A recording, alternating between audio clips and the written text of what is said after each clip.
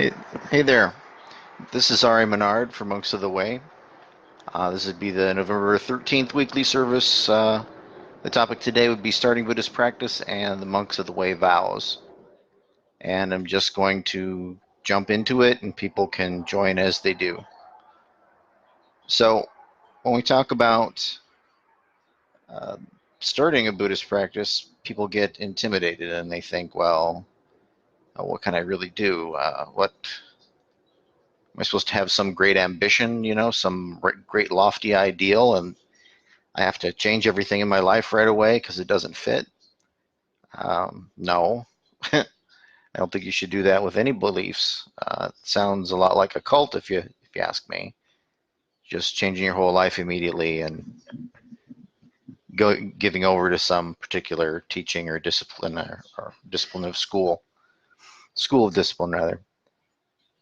Um, there's actually a sutta called "Being a Lay Buddhist," and I think I'll include that in the in the information because I'm talking about that and actually another sutta or two. Maybe I should have mentioned those by name, but too many names maybe. Anyway, this is being a lay Buddhist is what that sutta actually is called, and it's got the general. Once the Blessed One was dwelling amongst the Sakyas in a particular park there, and somebody approached him and they uh, paid their respects and they went to one side and sat down as was the custom, and then they said to him, "Sir, in what way is one a lay follower? Can you tell me what that is?" And he says, "In so much as a person has gone to the Buddha for refuge, has gone to the truth for refuge, has gone to the community for refuge, in that way, a person is a lay follower." So he asks then, in which way is a lay follower virtuous? And he says, in so much as a lay follower abstains from destroying living beings, abstains from taking what is not given, abstains from sexual misconduct, abstains from lying, abstains from wine, liquor, and intoxicants that cause heedlessness. In that way, a lay follower is virtuous. And this makes sense. Pardon. Then he asks, in which way would it be that a lay follower engages in their own welfare, but not in the welfare of others? Which is a pretty odd question, but here we go. He says, insomuch as a lay follower is possessed of faith themselves, but rouses not others to possess faith, is possessed of virtue themselves, but rouses not in others to possess virtue, is possessed of liberty himself, but rouses not others to possess liberty, is himself desirous, is themselves desirous of hearing the true teaching, but rouses not others to hear that true teaching of truth. True teaching of truth. Too many truths in there. Teaching of truth. Is himself habitually mindful of the truth that they've heard, but rouses not other people to hear it. Uh, that ascertains the meaning, the benefit of the teachings, but doesn't inspire others to do that.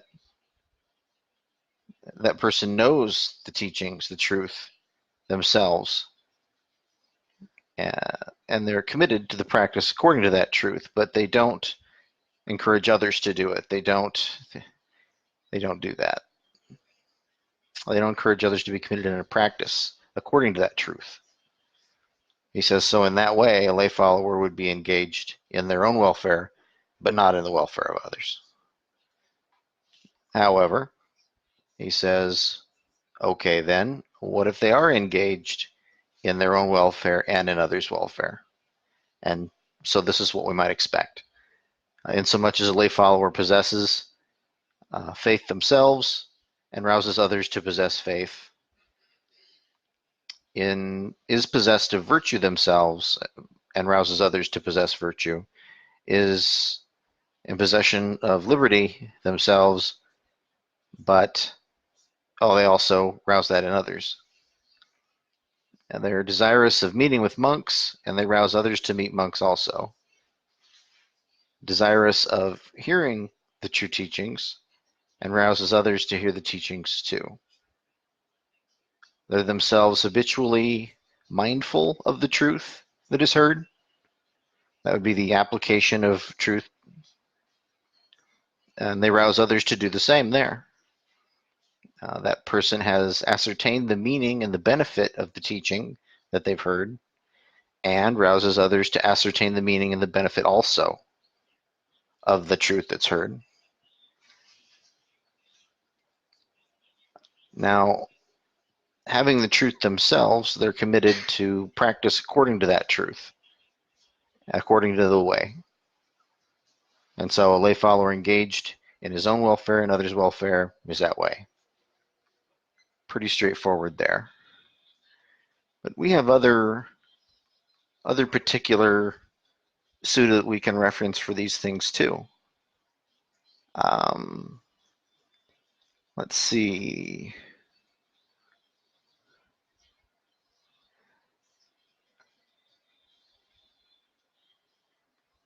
Okay. The Digajanu, believe it or not, Digajanu Sutta, it mentions this. It mentions in the discourse there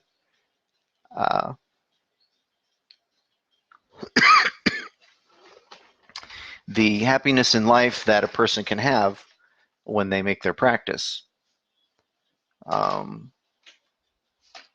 These things that are conductive to that are these. And so he goes, person should be hardworking, they should be vigilant, they should be virtuous in friendship, and they should have balanced living. Those are pretty easy things to grasp, and they make sense. Then we go to something that people don't really know so much, which is happiness. Happiness in future lives even. And whether you believe in, reincarnation or not, it doesn't matter. You still have the here and the now. So this happiness is to be had now and to be had going forward. However far forward or whatever, in whatever way you believe we move forward. Now, regarding the conductive traits of happiness, Buddha identifies the accomplishments. So these are accomplishments that you get through the way. And so there are 4 of them. And they make a heck of a lot of sense. First, faith, virtue, generosity, wisdom. And let's really mention these fully. So when he's mentioning faith here, he's talking about faith in the enlightenment of the teaching. And people can have faith in what they know already, and they can have faith in what they don't know already. They can have faith in things because it's completely fact-based. And they can have faith in things that are not really fact-based. And so long as those beliefs don't get in your way, stop you from questioning, stop you from reevaluating things when you get information that conflicts with what you believe, then it's okay. So are all your beliefs in faith going to be fact-based? Probably not, because you're human. You're just not wired that way. We have a process of rewiring in the way, rewiring the person that you are and your habits, your tendencies. But it's a work in progress. So you're going to accept what you have and you're going to move forward. So we have virtue. So virtue really talks about those precepts. And in this particular sect, the way the Stona principles, as being things that you can use, that you can leverage in your daily life just a little bit at a time situation by situation, slowly making a change in the particular practice of your life that you pursue, to be wise, to be productive, to be good for everybody, of course, because that's the way it really is. It turns out that way. And I want to mention that Buddha never said, you know what, you can't get enlightened if you're not a monk. He never said that. He did say that a person that approaches and gets enlightenment is a person who lives what he calls the holy life.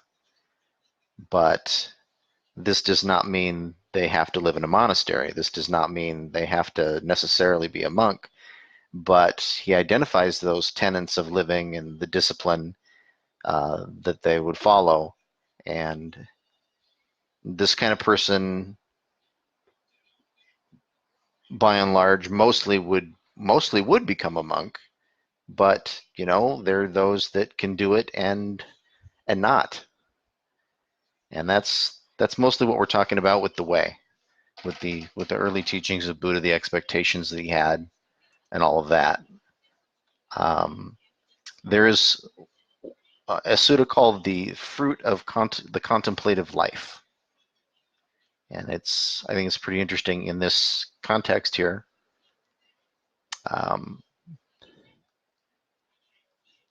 There's a place where Buddha elaborates on his perspective regarding the benefits of the contemplative life, and of course his perspective seems to be pretty advanced. He says solitude's delight is a fruit of the contemplative life. He says you could be a slave, you could be a farmer, and you have freedom from servitude, resulting in being content with the simplest food and shelter and delighting in solitude, as well as the veneration of others. So there's solitude's delight. He's not saying you'd have to be a slave or a farmer. He's making an example there, of course.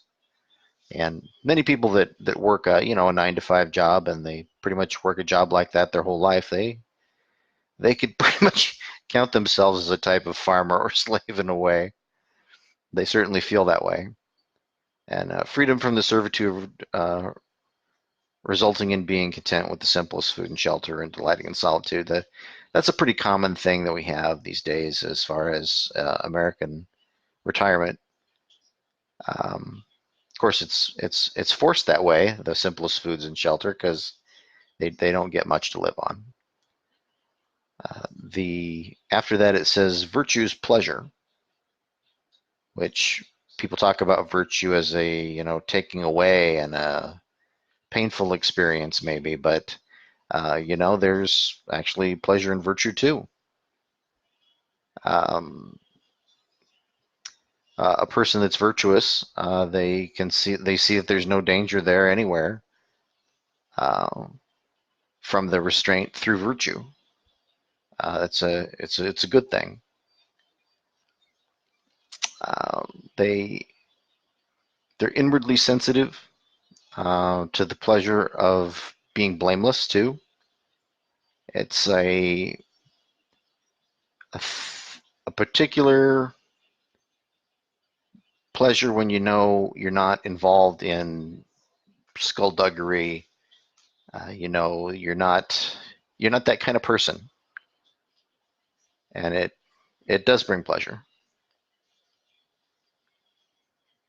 Simplicity's contentment. That's kind of a little bit like the other one there. Just wanting the bare necessities to go along, and just being content with that. Certainly a monk would, but a layperson could be that way also. Probably not, though. Probably not. There's a mental calm that is a fruit of the contemplative life, certainly. And I think anybody that's taken up meditation for a year or two, anybody who's taken to some sort of a meditative practice, be it chanting or reading aloud suttas or quiet, meditation, uh, like no thought or watching thoughts, watching breathing. They've seen a definite change. There's a mindfulness and an alertness that goes there, a cleaning of the mind, basically, uh, taking out of it anger and anxiety, fear, doubt, the sadness, and such. There's a certain awareness of the way things happen, and that brings a certain pleasure too. There's a knowledge of how things work, a knowledge you've accrued through the teachings, through your experience, through testing and practice, and that can't be overlooked as a fruit of the contemplative life. And they mention supernatural powers, but I myself don't even care to mention it. I mean, could you do things that people think are supernatural or magic if you were a super advanced person? Well, probably. Would it be magic? No. Would it be supernatural? Not by definition, no. So there's plenty of conversation to be had there. Um, and why does a person even care to do anything like that? That's a conversation. Knowing what people are thinking, knowing the way they think and what they are thinking, it's a thing. Through practice, you know what drives people, and you get to know the signs and the expressions and the words they use even and things. It really comes easily that you can see things coming from a ways off. I I myself, even in doing chat on the internet, can be talking to a person and I know the direction they're headed with it, and I know when I give debate that shows the truth there, and it's got different lines of reasoning, and they don't have any. Um, Most of the time, I can tell already that they're the kind of person that's going to keep denying and reaffirming what's delusion without any basis, and being mad that I myself am to blame for something, that I've somehow tricked them, that I've somehow just decided not to believe them, or some such thing. You can see it coming. You know the kind of person, the way they react, the arguments they make, the way they try to uphold the things that they believe that are strictly in delusion. There's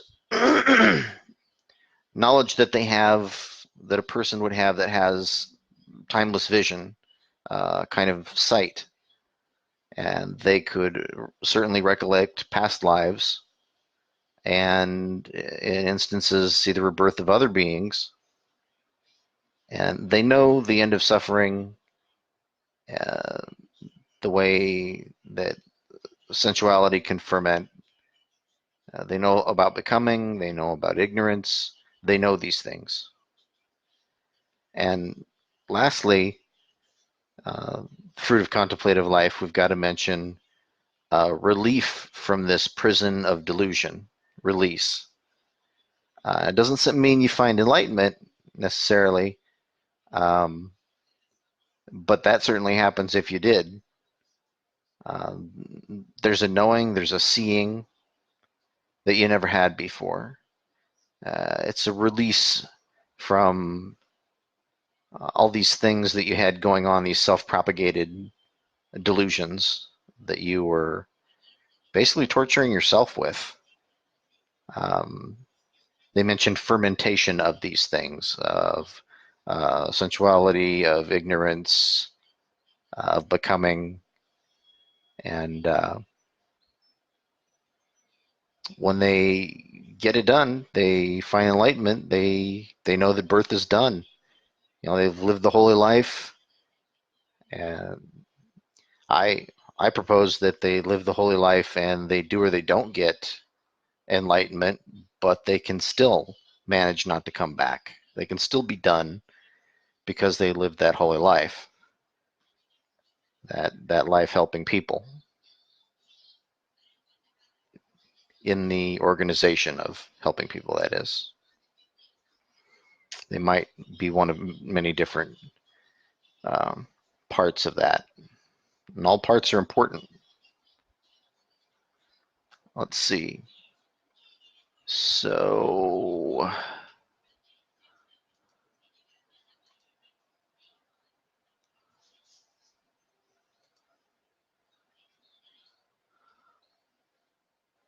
let's see.